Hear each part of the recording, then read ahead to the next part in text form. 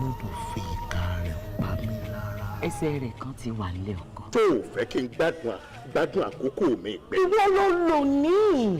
Ìwọ ló ní gbogbo ilé ayé yìí. Èso tó o fẹ́ gbìn wọ́n jẹ́ ò jẹ́ ìtí ó méjì lọ́wọ́.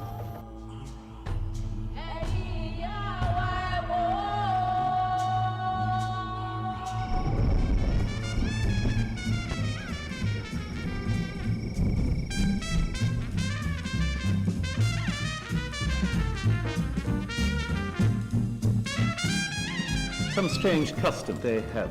Because the king is dead, some important chief has to commit suicide. You should have kept me informed. Ajá ọba ti kú, ẹṣin ọba sì ti jẹ lówó rẹ̀.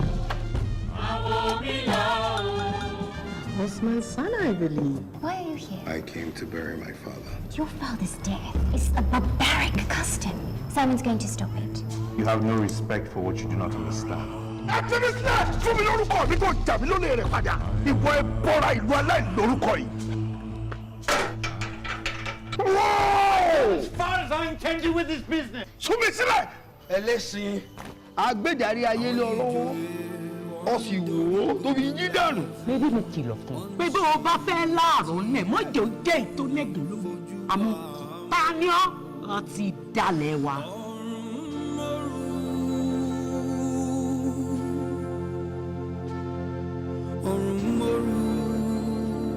Èmi ò ní bàbá. Alátẹ̀jẹ̀.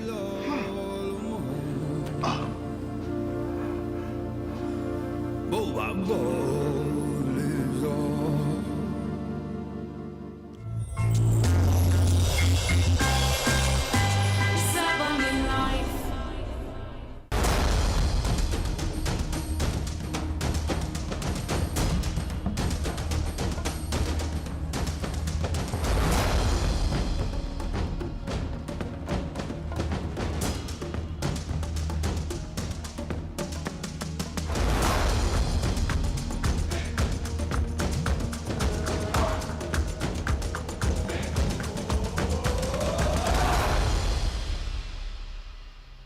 When I first started my journey into the media and I decided to start a talk show called Moments with Mo, my very first ever guest was Professor Wole Soyinka.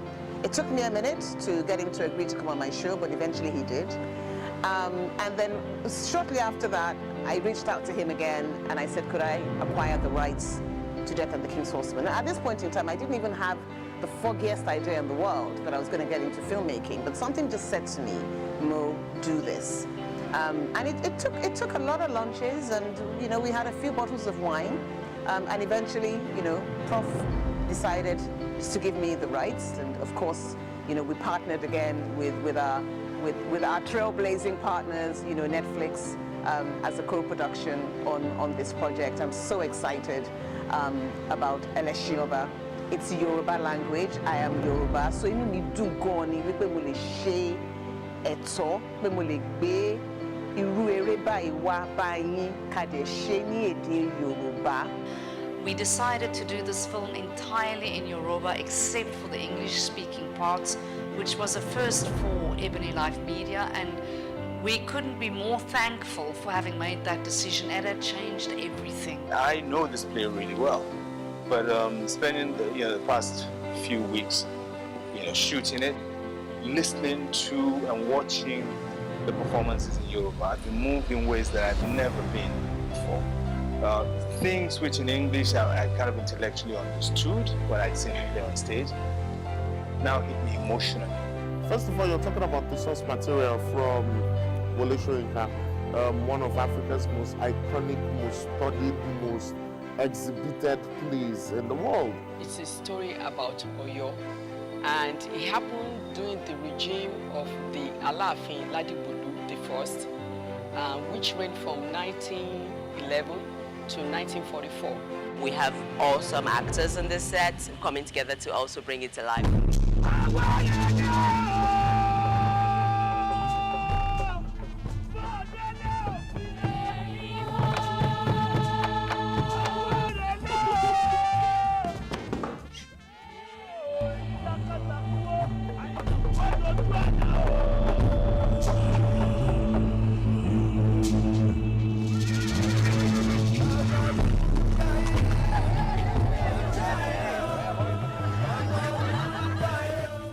Lisa tí mò ń wò. Ìyàwó mi tuntun lọ́dún fi ìka rẹ̀ pa mí lára. Ẹsẹ̀ rẹ̀ kan ti wà nílé ọkọ. Tó o fẹ́ kí n gbádùn àkókò mi gbé. Ìwọ ló lò ní. Ìwọ ló ní gbogbo ilé ayé yìí. Èso tó o fẹ́ gbìn wọ́n jẹ́ ìtí ó méjì lọ́wọ́.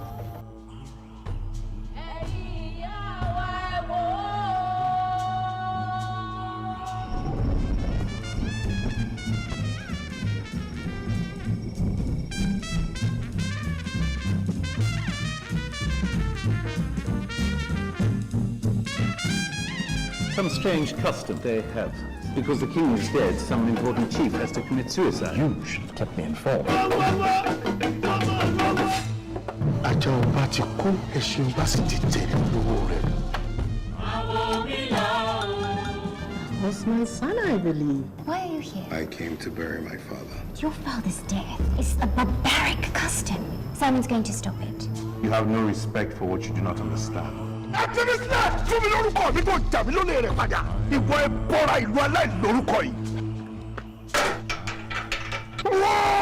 As far as I intend you with this business. Sún mi sílẹ̀. Ẹlẹ́sìn agbẹ́dàrí ayé lé ọ lọ́wọ́. Ó sì wò ó tó fi yí dànù. Bébí mi kìlọ̀ fún un. Pé bí o bá fẹ́ láàrọ̀ nẹ̀ mọ́jọ́ jẹ́ ìtòlẹ́gùn lóhùn. Àmọ́ ta ni ọ́ láti dalẹ̀ wa?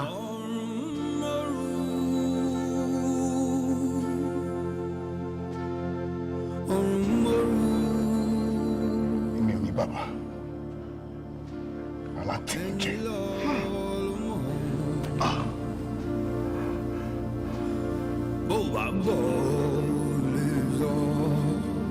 I'm on the set of the King's Horseman, and I'm the horseman, Election Oba, the real Election Oba. Election Oba is a very free man in the community. They love him so much. Election is very close to Kabiyesi. And according to the story and according to what happened there, you know, Election Oba will die 30 days after the death of the king. So it has always been like that. So compulsory Election Oba must die. And nobody will kill him. He will just die naturally. And they always enjoy it then. It's a great thing for them. It's a great thing for election that, oh, I'm going to die after my king. You know, I will be together with my king up there. You know, no matter what it will be, sometime will change the whole setup, might change the whole plans. So we have to be very, very careful. In this kind of a story, Election Oba is not being careful enough. I play the character of the young bride. Election Oba comes into the market and he sees this young bride and he says he wants to have her. And nobody, absolutely nobody, can object to it.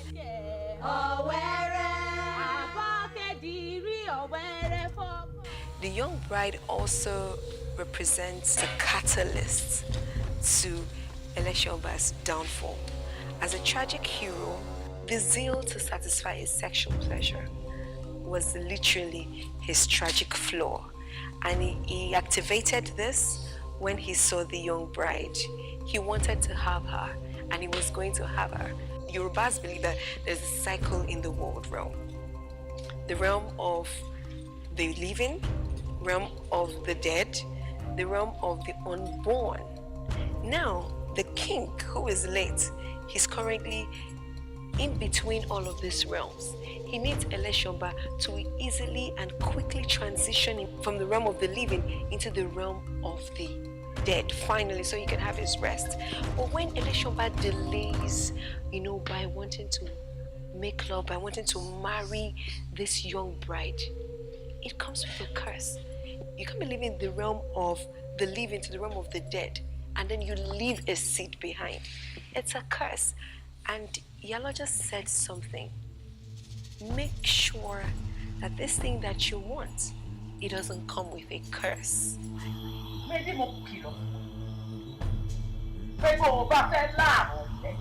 mọ́jọ́ jẹ́ tó lẹ́yìn lórí àwọn Taniọ́ láti fẹ́ lòmíràn kò nígbà tí wọ́n gangan ò tí ì ṣetán láti papòdà. I play the character of Iyaloja. Iyaloja o, awu, ìwọ ló gba ìgbà ló gba ọ̀pẹ tó gba ọ̀gẹ̀dẹ̀ tó dò tó gbò pọ́pọ́ Fúlàní tó sọ di ìdájọ́ nílé bàbá tó bí ọlọ́mọ ọgbọ́n tó bá ti sọ àsọgbé ní. Iyaloja stands as the one who is sort of the gatekeeper between the colonials and our people. And I think she did a fantastic job in protecting that gate and protecting what we hold dear.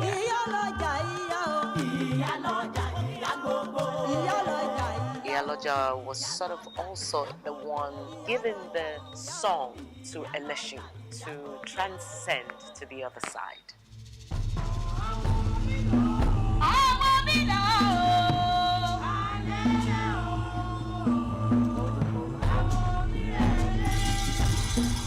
I play Olunwiyo in the movie The King's Horseman. Olunwiyo for me is a very unusual witness.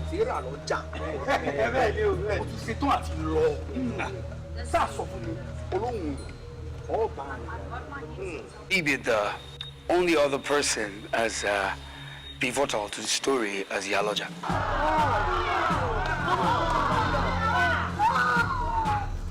The role of Simon Pilkings is, it's a pivotal role.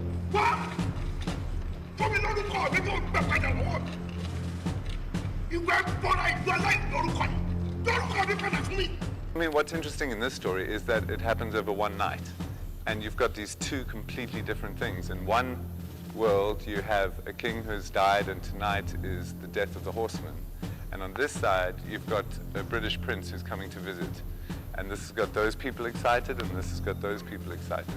And they, you know, where they clash, and it creates this world that just can never recover. It's just fallen. I play Jane Pilkins, who is the wife of a colonel who's working in Nigeria in 1940s, and she is, you know, living in a foreign country, trying to make the most of it, trying to learn about the people, feeling like she knows a lot, and through the course of the story, she realizes that she actually knows very little.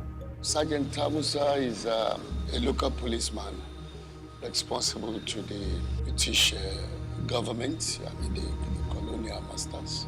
His effort to discharge the duty given to him by his colonial master made it to have confrontation.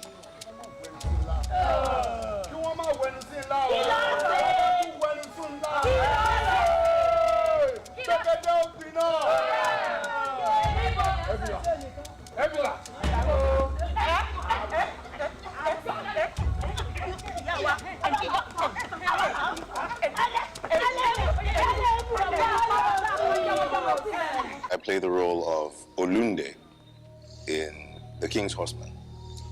Olunde is a man who is very steeped in tradition, but more so, he not only understands and fully embraces his culture, he has the exposure that allows him to see his culture from the viewpoint of the rest of the world and how, you know, the African story fits in to the global narrative. I play the role of the resident. He's largely responsible for the meddling of the colonialists in the film. I'm actually the resident's right-hand man, and the district officer is also my colleague, and he's also a higher rank than me. My role is very important because this is my territory. Nobody can try and do anyhow. Madam Taiwo is a social critic of the colonialists. She's full of contempt for them because they're prancing around like they're civilized, whereas we consider them to be ill-bred. I work very closely with Madam Taiwo, who is played by Auntie Taiwo Ajayi Lycett, and the two of us are like the critiques of the period of the play. We're looking at them and wondering how it has come to this, to our society, that we have to put up with this buffoons.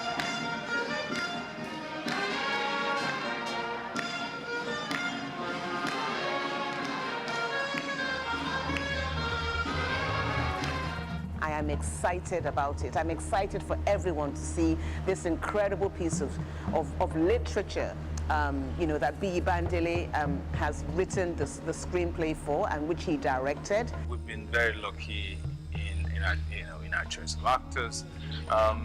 In terms of making the period correct, I mean, we're shooting this entire movie in Lagos in 2021. But if you watch the film, it takes you to 1944. I found the characters quite gripping, and I found the way that our director B has translated it for screen really excellent. It's thought-provoking, engaging, and that's very important because it's not going to be the same as it was on stage. It's going to be different. It's the same story, but it's going to have to be told in a very different way. I've been in a relationship with this production, Death and the King's Horseman, for over 30 years.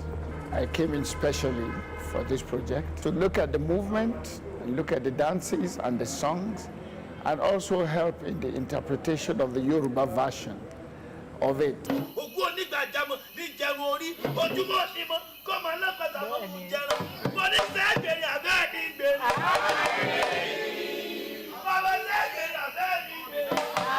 The process for us started sometime last year when we had to scout different towns and cities around Lagos.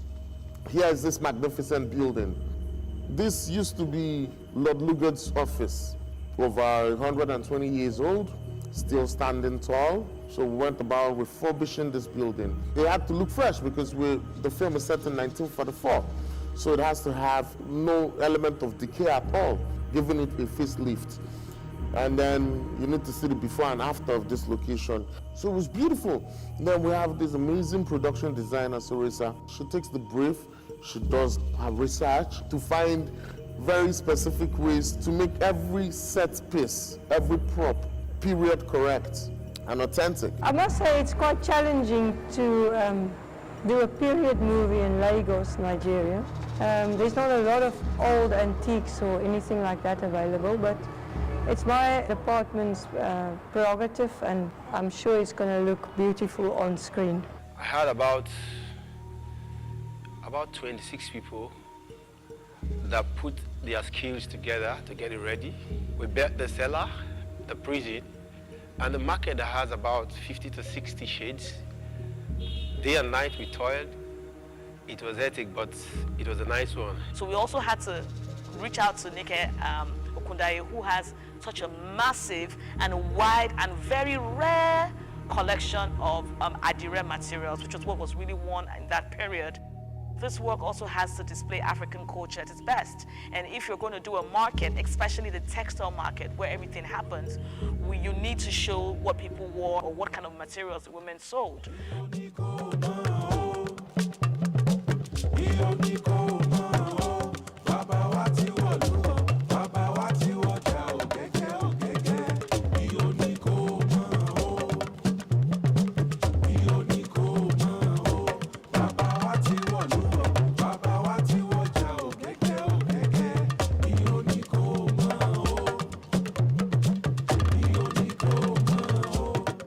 It's just really nice. Every time you walk into the set, it's like, oh my God, am I walking into 1944? You know, it's just really beautiful.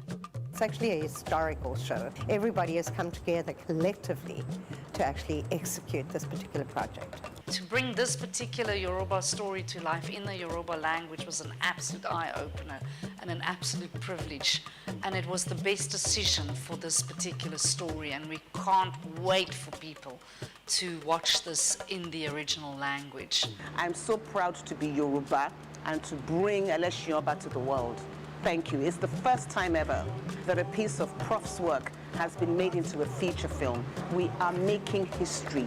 We have made history, and I am extremely proud of the history that we are making. Go and see this movie. Go and see Odunlade Adekola Eleshi in this wonderful movie. You will not regret watching this movie. You have watched this on stage for so many years.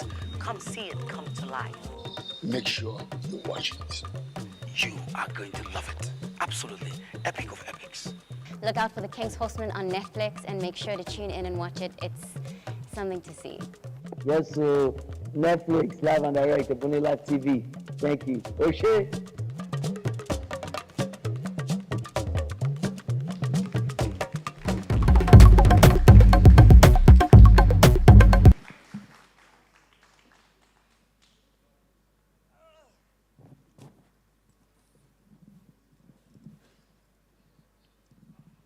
So it gives me great pleasure to invite Mr. Deyemi Okolawo. This is not how we hail people in Ake.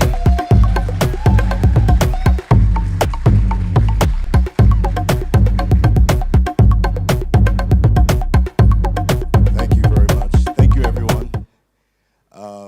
It is such a pleasure to be here.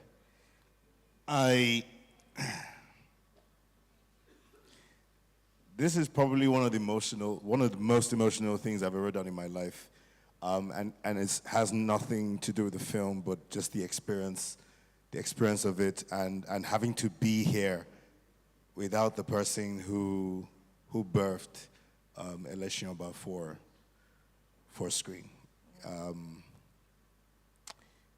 B. Bandele was an amazing guy. He was truly a phenomenal person, a human being filled with passion, with talent, with love.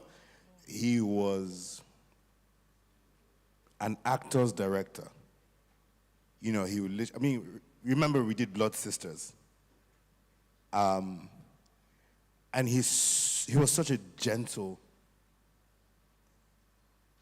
soul, you know, and a gentleman through and through. An African gentleman, you know? Is there anything specifically that you'd like to share?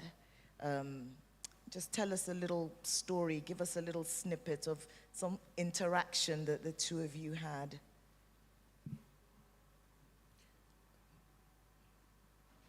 Eleshionba is very triggering for me, you know. The history of our country and the constant rape of our resources and our people for so many years, you know, and then this story touches on that. And so I was angry, you know, reading the script, having seen the play. I was supposed to be in the play about a year before. Things didn't quite pan out. So I had read, you know, the stage play, and then I get a call, you know, that Eleshionba was coming to screen. I was so excited. And then B sends me the script, and it was different, you know. It was different from the stage play, and I remember being very angry, and even more so when we got on set, and it was time for Olunde, the character that I played, to interact with Mrs. Pilkins, and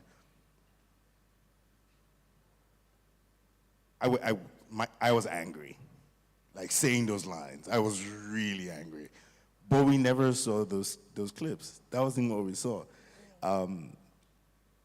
because there's a clip I just put up on my Instagram, you know, of that scene, and I remembered clearly how after the first take, after doing it with such venom, you know, and telling this white person that, you know, this is what you've done to us,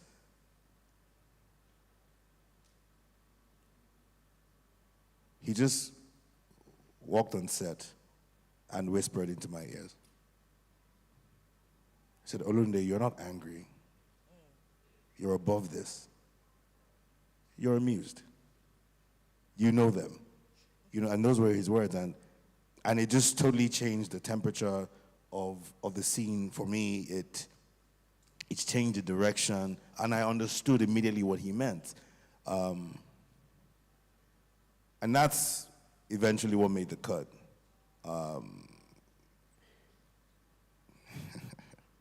He didn't have to go.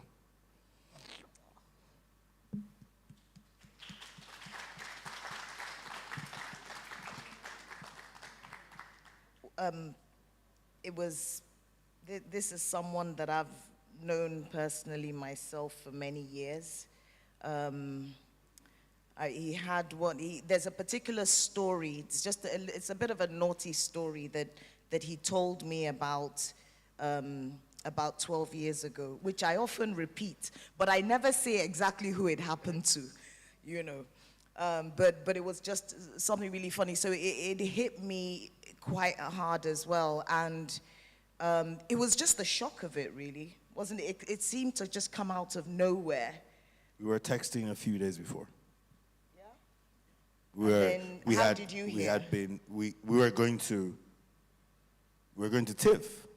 Yep. You know, Toronto International Film Festival. And we were all excited, you know, and we were texting, yo, you're coming, we're going to paint the town red. And I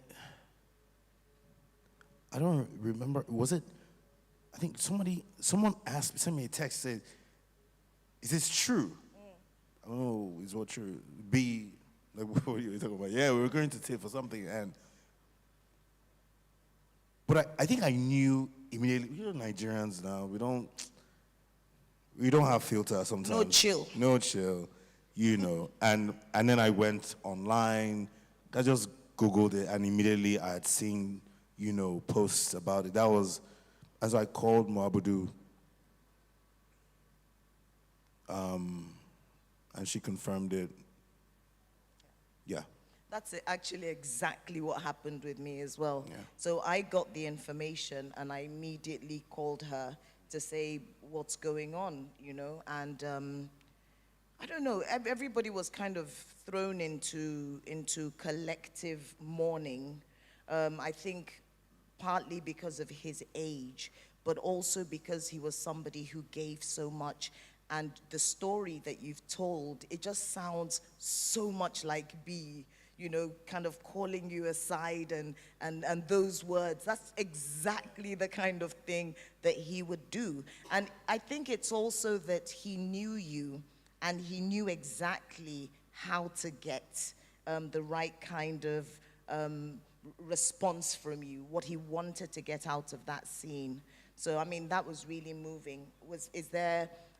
Did you have many more interactions kind of offset?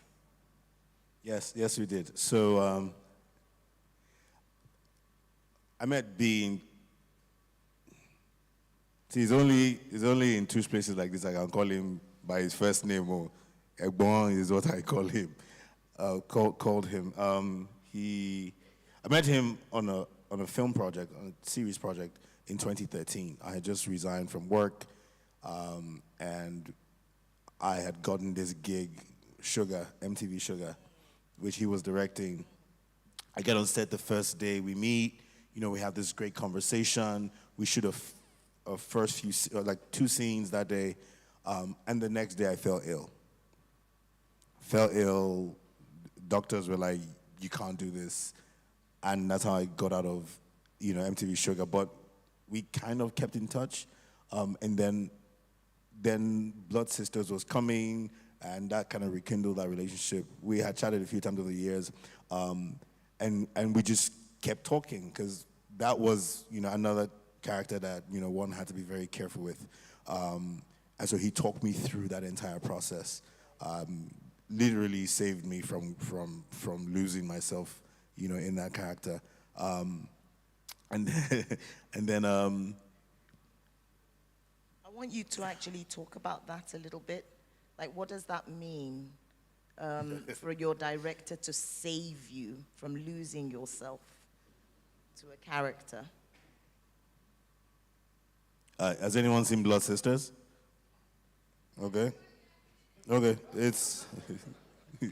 Who's seen Blood Sisters? It's on Netflix. It's on Netflix. It was amazing. I loved it. Thank you. I played a really horrible character, horrible. But, you know, at some point there were some things going on set, and they tried to, you know, they were trying to decide what character I was going to play. Or I fought for that character.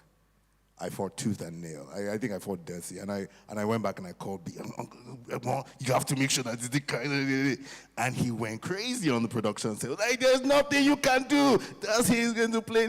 I was like, okay, not that much, but I got to keep the role. Because I felt how powerful that role, is, for many reasons. And this character was a piece of work, like very violent, yet, had all the makings of, a charming, young, upwardly mobile, Hyde. Very Jekyll and Hyde. And in this space, we don't get a lot of support. Maybe it's across all the arts, but especially as actors, there's no one to really hold you back and hold your hand, so it's a free fall. If you fall, you're and I've seen it happen. Yeah. I've seen it happen. But with B and playing this character, Kola, he would spend time, in conversation, and I think I remember now what he was trying to do was remind me about who I am, every single time on set. That scene where Kola hits, I don't want to spoil it for people who haven't seen it. That scene, he allowed me to be alone the entire day, and I was in a dark room. I asked to be in a specific kind of space, and he allowed that to happen, and no interruption until we got on set. A lot of things that happened were mad because he allowed it to happen. He didn't try to block everything specifically. He just allowed magic to happen. And right after that, they reached out. Netflix actually provided therapy sessions. Yeah, that's I needed for it. Just you. Well, because there were other people in Love Sisters that needed therapy too. I don't know what anybody else did. I needed it, so I went. That's amazing. You did mention earlier that you'd been invited to play a part in the stage play, the stage production of Death of the King's Horseman, and I just wanted to ask, to play the same character? I don't think the conversation extended to the point where I yes. Yeah, but you'd read the play, so you kind of read the play a year before. The year before. Okay, you hadn't read it before that, so you didn't read it in school. You didn't study literature. I studied engineering. I was a science student who eventually got into uni to study chemical engineering. Okay. I'm asking because I'm just curious about the sort of preparation that goes into playing that kind of role. And for some of us, I guess I feel a little bit arrogant saying this, but if you for people who studied literature, like from when you're 14 years old, you're reading Death and the King's Horseman, you read it in school, and then in university, you can't get away from it, so it's pretty much embedded in our heads. When I was sitting there, Tony Khan just moved, close to me and said, do you remember this line from this? I didn't see it in the movie. And I'm looking at him thinking, how am I supposed to remember that? But it is an interesting line, and I'm coming back to that. But what sort of preparation, do you think you had to do? I can appreciate what B did, but on a personal level, how did you approach that role? So, apart from having read the stage play, which was a very difficult read, by the way, which is why I tried to get back into school to study theater arts, but it just wouldn't let an engineer. I don't know why, but so didn't gel. They just weren't taking it, and so it was difficult. I suspected that there was a lot of symbolism somewhere that literature gurus would know, and I wouldn't have any idea of. It was a bit of a difficult read, but I stuck with it. And then when the screenplay came, when the script came, when B sent his, it was easier, It's more accessible. Yeah, it was more accessible, and but having done that, I now spent quite a bit of time just researching that time. I went through archives. YouTube has quite a bit of content, you know, and I remember, probably still have the WhatsApp message, where he sent me particular individuals who he wanted me to listen to, how they speak, you know, how they carry themselves. That's kind of like the image. He wasn't telling me, yo, be exactly this, but he just felt if I immerse myself enough, you know, and I studied these people, that, you know, they would, yes, it would be helpful. It was helpful. So I want to talk just a little bit about that line that Tony mentioned, and it's eater of leftovers. And I'm curious to know, as somebody who said those words, I want to know what it actually means to you, or what did it mean to you at the time, referring to Eleshionba in those terms. And because when you look at the relationship between a father and a son within the Yoruba context normally, you know who the Oga is, yeah? But for you to be able to say that, for any Yoruba son, any child, to kind of muster that kind of courage, what did that take? Ooh.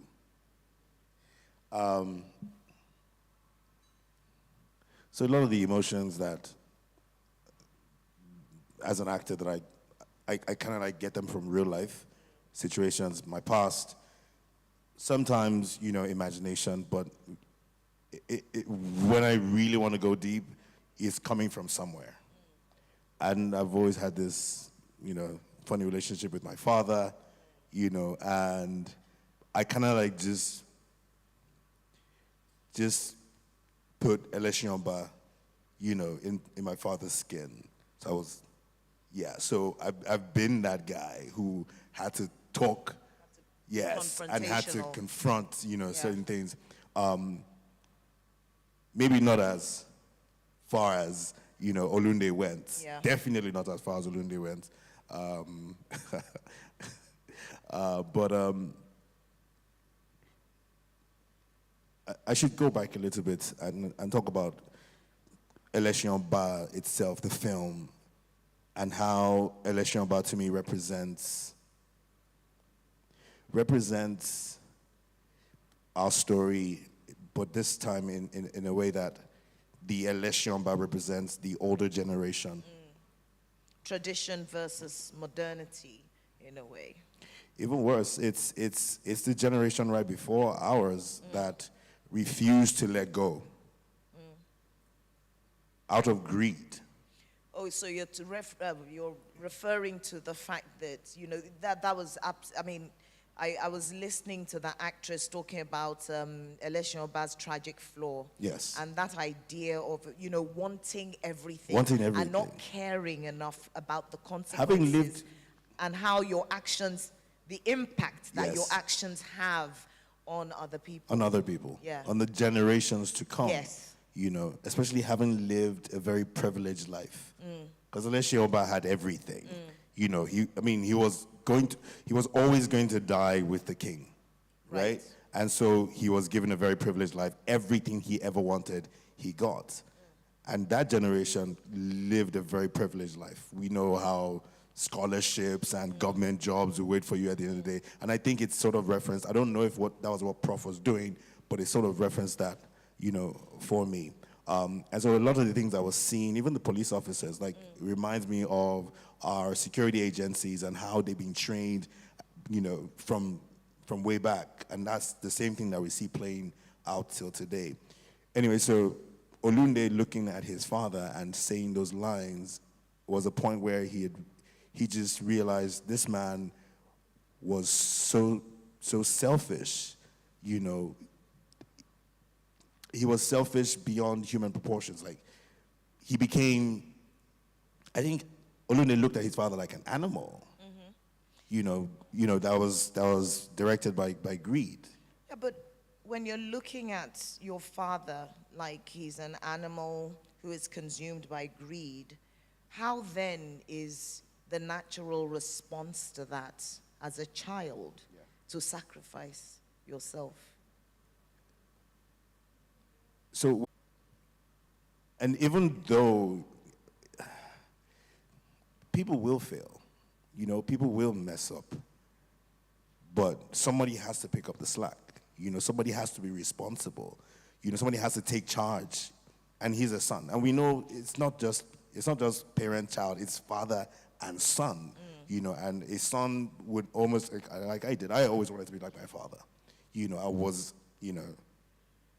And so he knew what he had to do. He knew even then when he was saying those words, Allah Tenuje, which was interesting because Eater of Leftovers, we debated over what Eater of Leftovers was going to be for a while, you know, and right before we shot that scene, we had two, I don't remember the other one, but we had two things that were supposed to either say one or the other. And B just came and said, you know what, Allah Tenuje, you know. And that meant something else. Look, this entire film in Yoruba made so much more sense for me, you know, because the words actually meant something. They felt very heavy. Allah Tenuje versus Eater of Leftovers. I don't even think I could say Eater of Leftovers with... It doesn't quite capture it. You Eater of Leftovers. It doesn't sound like a decent Allah insult. Tenuje. But when you call someone Allah Tenuje, in fact, the person has to Only maybe go and shower after because it's just so insulting. It is. No, that's really. I mean, I like what you're saying about. I mean, employing Yoruba as the language here for this movie. What have you ever done that before? Have you ever been on a movie set where it's like strictly Yoruba by the Yoruba speakers, if you know what I mean? So, like many in my generation, we were raised to not speak Yoruba because back in school, you cannot speak this. So What I about at home? struggled. Back at home. Were you discouraged from speaking Yoruba? Even at home, we were never really speaking Yoruba. So I had to learn Yoruba on my own, more or less. Really? Yes, I had to learn Yoruba on my own. And I deliberately went into the Yoruba film industry, you know, to just force myself to speak that language and it paid off. I didn't know Eleshionba was coming. And I didn't even speak it. You didn't I didn't speak Yoruba. a lot of Yoruba. I didn't, you know. You know, you'd just come back from, from England. And you were all, very posh and everything. I thought Dr. Olunde. Yeah, mind Dr. you. Olunde, I know, who still, in the end, managed to, pick things up for his... I mean, what I'm trying to say is that despite all that education and all that exposure, it was like in his heart, he was still a very traditional person who had a sense of what was right, according to Yoruba. I think unlike a lot of people who leave the shores of this country and then become different people, I think he traveled and then I think he rediscovered himself whilst there. I think just being able to look at the other people and say, no, these guys don't have all the answers. They don't. They may know some things. They're not operating from, the angle of they love us and they like us. No. And it's got nothing to do with that. It was all, rather self-serving. And I think that's one thing that really hits Olunde. So I'm going to open this up to the audience to see if you have any questions. There's somebody over there. Tony also wants to ask. I hope you know that we've talked about that eater of leftovers. Yes. we treated it for you. Thank you. My name is Tade Guardiola. I actually have a review of the film. It's by Olongo. And that particular portion of the film I addressed.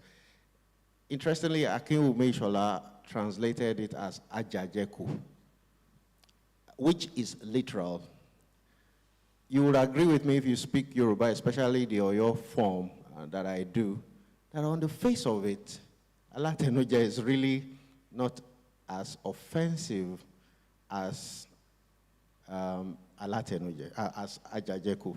However, coming from a son to a father is the psychic equivalent of saying the whole lineage ends here, which is actually what happened. So I congratulate you.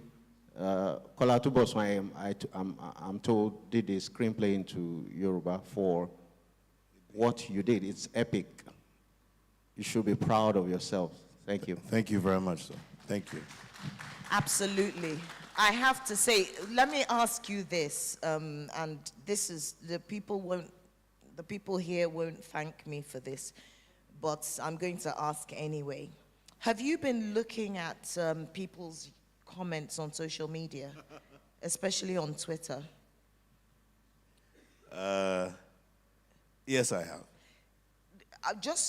I think I felt exactly the same as Tade when I watched this film. I was extremely moved by it. Olaokun and I watched it in England last Christmas. Miss Moabudu came to show it to us at home, and we thought I just saw it when it came out on Netflix. No, I had to say that now. Look, you know, I never took light, but there is flex and there is flex. Some of you are going to watch it in the cinema. Some of you are watching it on Netflix. They brought it for some of us at home. No, she's my big sister almost, and we have a really good relationship. And she seems to quite value my opinion on a couple of things. But she does. How do you know? She told me. Okay. Because me, I was just boasting. She told me. But what? God, I've forgotten what I was going to say now. Actually, I do apologize. But I thought it was brilliant. And it hit me quite hard reading some of the dismissive comments, especially, and I could see that it was coming from people who were quite young. And I was just thinking to myself, oh, is it that they don't know the work? No, is it that they don't understand the content? What is it they're not getting here? It's those things and then some. Okay. And then some. What's the sum? The sum. I want to know. I mean, is it that they are not reading? No. We live in a clapback generation where negativity is, you know. Negativity is king. It's king. You probably get more likes on a negative comment than on a positive one. And some of these young people just live for that. And I think there's a way in which Ms. Mo Abudu also is often targeted. And there's a part of me that thinks that people feel that she's coming from a place of privilege. And it's sad that they don't know her story. And they don't know how hard she works. As somebody who works quite closely with her, whenever we communicate at 4 a.m., 3 a.m. most of the time. She barely sleeps. She's working all the time. And it's sad for me that people find it so easy to dismiss someone's work, you know, in just a nasty, snide comment on social media. Well, again, if you actually take those kind of comments to heart, like if I was here and I get those kind of comments, then I'll be worried, you know. But no, I wasn't really moved. I just made one or two statements, which I hardly ever do but I just felt I needed to. This film is so special to me, you know. And I got some flack for coming out, oh, as a leading man, you should not be making those kind of, and I'm like, no, I will defend what I want to defend. That's right. And I thought it was a beautiful film. There were scenes that were cut out. I was so angry because they cut out some scenes, some really Olunde and Mrs. Pilkins scenes were like everything. They were fire. And I mean, it happens. It happens. Yeah. Any other questions? Yes? Oh, good. Oh, Tony, yeah. Sorry, do Tony, and then we're coming over to you. Back to the eater of leftovers. So today, in the BTS, it was there. Yes. It wasn't in the movie. So first thing I asked Ola was, have you read the book? You know, and that's one. Secondly, I have 50 questions, so I just that. So the first one is, have you read the book? Number one. Number two, I hear you're the highest paid actor now in Nollywood. Is that true? Number two. You want to lend me money? So number three is this. Yeah, I mean, so in Benin Kingdom, right, once a son is born to the Oba, he will never say his dad anymore. They can't meet face to face. I'm not sure if that happens in Yoruba land, but when he was running past and he saw you and he stopped, you know, and then he looked at you and then that conversation happened. I just felt that the eater of leftovers was the core of the play for me, you know, because like you just said, you know, I think you just said, that is the end of, you know, a family line, right? And taking it out of the final product for me rankles. I'm not Yoruba, I'm Igbo, but something that I read years ago and it hit me deep down, because I think this is Shoyinka's Things Fall Apart, basically. You know, everything fell apart here, you know. So doing this film now, the last has said it, you know, the younger folks maybe didn't understand the context in which this movie is being done. They see, you know, a movie and they think, oh, it's just another Nollywood movie from Mo Abudu, but this has resonance for me. So doing this play, what do you think it has done for your career? I mean, my pastor and yourself are very good friends. Jimmy? Oh, yeah. Okay. I mean, don't let the white beard confuse you. I'm a young man. He's just done The Woman King and you've done this. And I think this is a very great movie. So where do you see yourself going from this? This is better than Woman King, brother. I'm just saying. Okay, I'm saving for Jimmy, not for me. Is it true that you're the highest actor in Nollywood now? Lagos is a very dangerous even place. Me, I'm curious now. You know, I've never sat next to a highest paid actor before. You don't go around claiming such things in Lagos. It could be dangerous. Could be.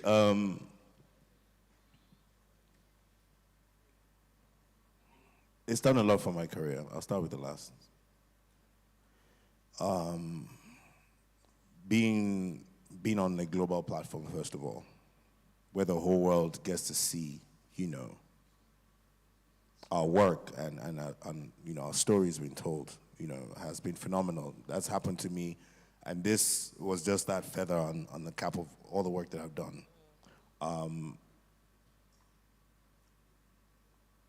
I've never been one to wait for someone to pat me on the back.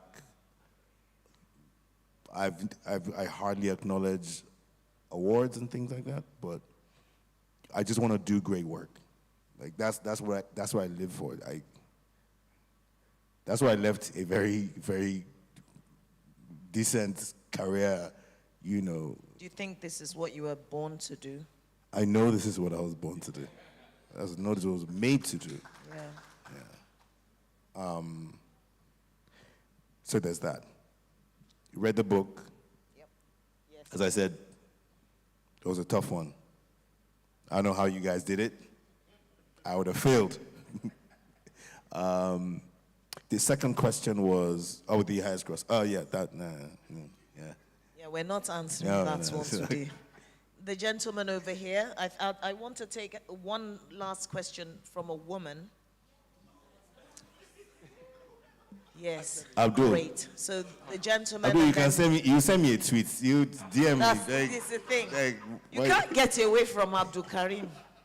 Hi, my name is John. So I John. am very interested in the relationship between the son and the father. So you made mention that going into the movie, what inspired your character, or what fueled it, was because you had similar situation with your father. So I'm interested in that. how was the movie, how was acting the movie helped that relationship or negatively affect it? Did you move forward from that? How has it helped you navigate that emotion, be it hate, be it love? How has it helped you move on? Yeah. So that's a really good question. So the caveat is I never use emotions that I haven't healed from. I never use memories that I haven't healed from. So my father and I have a great relationship, you know. Especially now that I have some money I can give him. So the guy likes me. Yeah. We're cool. No, I'm older now, you know. I'm a man now, I have my own family. So there's some things that I kind of understand now. So that's... And there's some things that you just don't care about as much anymore. No? Yeah. No, well, it's that thing you're saying. When you have independence, there's certain things that when people say them or, you know, you just like, yeah, well, yeah, I'm not sleeping in your house tonight. You know, that kind of thing. There's that too. Yeah, so healed from that. But I used the issues, not similar, you know, but the fact that I also had, you know, daddy issues, if you could call it that. So I used, you know, I got energy from that and I put it into Olunde. Yeah. That's so interesting to hear because when I finished writing Baba Segi, because I have a very interesting relationship with my mom and it used to be really volatile. And when I finished writing that novel and I was, I think, going over it the 8th time, is when I suddenly realized that it wasn't, the circumstances they were not even similar. You know, the characters were very different. But the interaction, there was something about it, and I realized that I was just kind of bringing out that experience. So I think it's something a lot of creative people do, and sometimes not even consciously. You were doing yours consciously as you knew what you were doing, and I think that's just another level of maturity that I'm still kind of, I need to get to, I guess. Yeah, I think our work is therapeutic. Yes, it lets us explore what's inside of us. Yeah. And not a lot of people have the opportunity to do that. That's right. You know, in their lives. I mean, I forget her name now, Atta? Yeah, Aisha Arunata. Yeah, she mentioned something about her books, you know, being the therapy. Therapeutic, yeah. Being therapeutic for her as well. Egg sources. Yes. Yeah. What sugar? What sugar?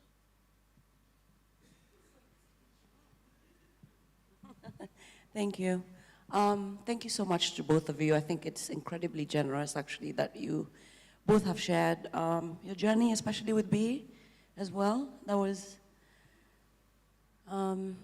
difficult, I'm sure, for both of you to talk about, but very generous of you to share it with us, so thank you.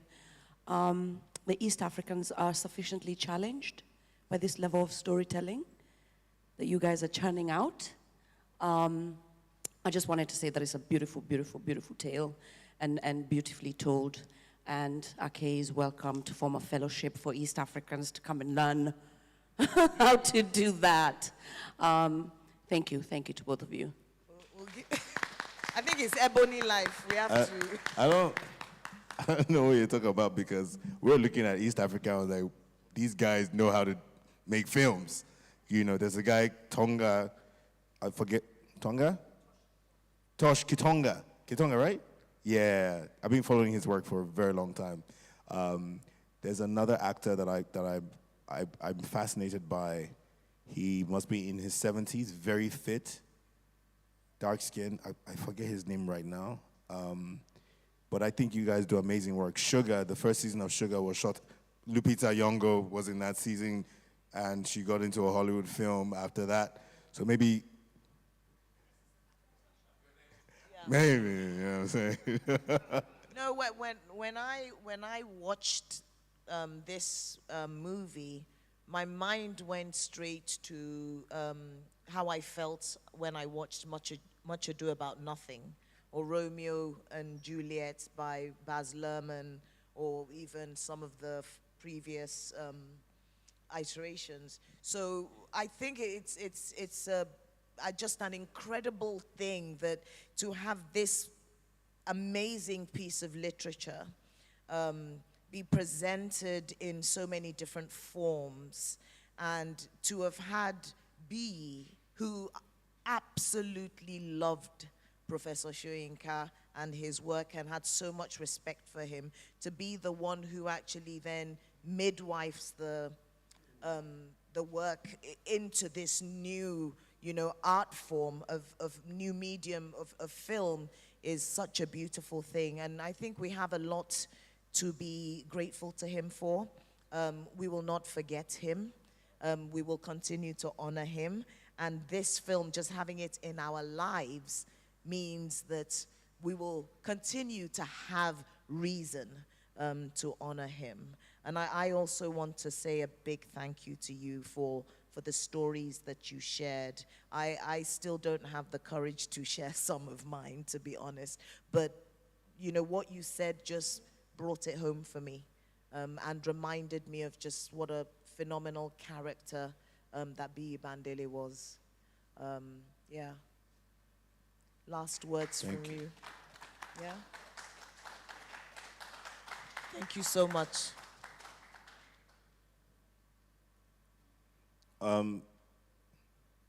We live in a country where talent is not appreciated as it should be, where excellence is not the norm.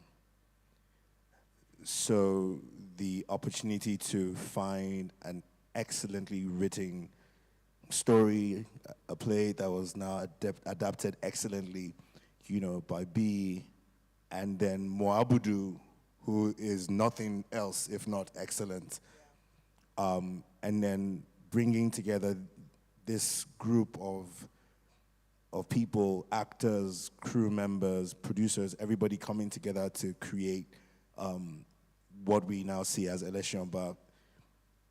It totally changed my life, and it's an experience that I wish everybody here in their own way would live through, would experience, would feel.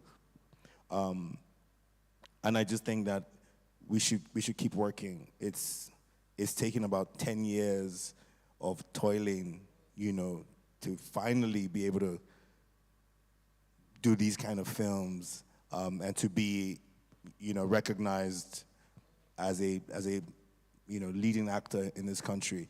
But eventually it does pay off, So if you're here, you have doubts. I had doubts. I actually went back to work, 9 to 5. If you have doubts, it's okay. It's okay. Just take those doubts and remember that you're not the only one. Remember that there is, there's a pot of gold at the end of this rainbow. I'm here now. I'm having the time of my life. I am, and it feels like I've been rehearsing all these years. This is my career just starting. So thank you very much. Thank you. Thank you so much. On that note, and with that advice, I think we'll bring this session to a close. And I just, again, Demi, I want to say thank you. The last time I saw you was at the Millard Awards. I don't know, 100 people in the arts or something. There was this award we were giving. So Miss Mo Abudu was getting one, I was getting one. And she was introducing you to me.